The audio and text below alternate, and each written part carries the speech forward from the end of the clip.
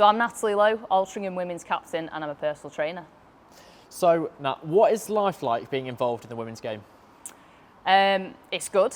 It's hard work at times. It's physically challenging, but it's enjoyable. Like, I love football as a sport, so it's something that I look forward to doing every week.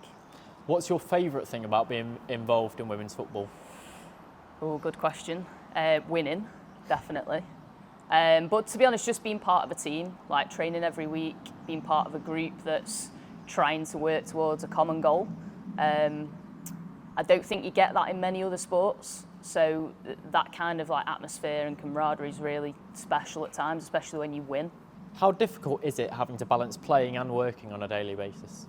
Quite hard. Like, I have to get up very early for work, so it makes my days really long because we train quite late at night. Well, it feels late for me. Like 7 o'clock is late for me. So I'm getting up at 4:30, 5:30 most days for my job. So physically it's quite demanding because you get to that time in the evening and you really do just want to go to bed or like have a rest. So it's kind of, for me personally, I feel like I have to sort of perk myself up and get ready for it sometimes.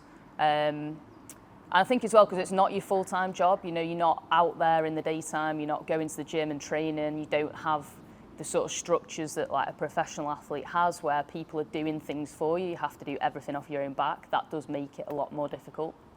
So what's your motivation to turn up week in, week out and put in the hard work all the time? From a personal perspective, I think for me, like, I want to be the best player that I can. Like, I'm the oldest player in the team, so I know I'm not going to play for many more seasons realistically. So I want to make the most of each season and get as good as I can.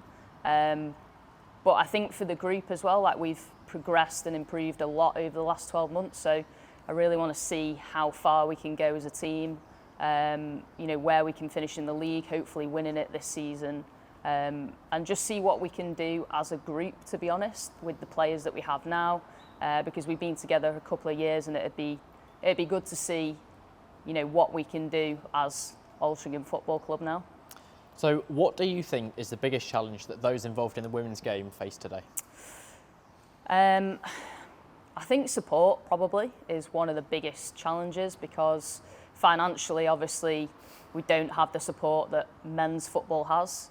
And historically as well, I think that women's football has always been looked down upon, like the standard and the quality isn't very good, and therefore that reflects upon junior football, because girls didn't play football really until like recent years, where it's become much more of a popular thing to do. And I think the Lionesses winning the Euros was like a big sort of changing point for that as well, making people aware that actually like women can play football and they are pretty good. So I think at our level it's just the support, you know, finances in terms of getting people down to the games and watching, and making sure that we've got everything that we need and we can train accordingly week in, week out. So how have you seen lower league women's football progress over the last few years? So I've had a massive gap in my football career. So I played football till I was 15 at an academy level, and then didn't play again until I was 34. So I've kind of missed quite a big chunk of it, but I know from when I was a teenager to obviously playing with girls in our team now who are teenagers as well, the difference in standard is massive, but also I think the difference in like the quality of coaching is big as well. Like what I was exposed to as a teenager was nothing like what we have now. The fact that we're actually playing, like I was really the only girl that ever played football that I knew of, sort of back in the day, if that's how you want to describe it.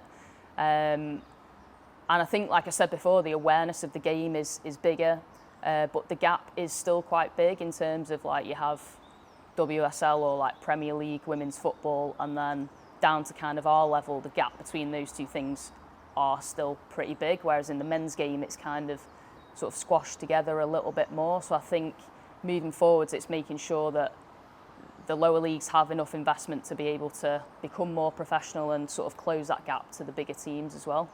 So where do you see lower league women's football going in the years to come? I think the standard will just continue to improve. Like when we look at some of the teams that we play, everybody's really good. You know, the teams are good, like they're tactically good, they're fit. I think that level will just continue to improve because as players get better and better, the standard gets better all the time. And with more coaches coming in and having like the likes of Alex who take on a women's team when he probably could have gone to a men's team, that makes a massive difference as well, and more girls playing football. So the pool of players is bigger and hopefully the opportunities are therefore bigger as well. So the most important question, how can people help to grow the women's game further? I think watch the games for starters, take an interest, and just support your local team. Like if you've got kids that are playing football, boys, get your girls into football if they want to play, and just trying to grow like your local club, I think makes a massive difference because if every team does that, then all the leagues benefit as one.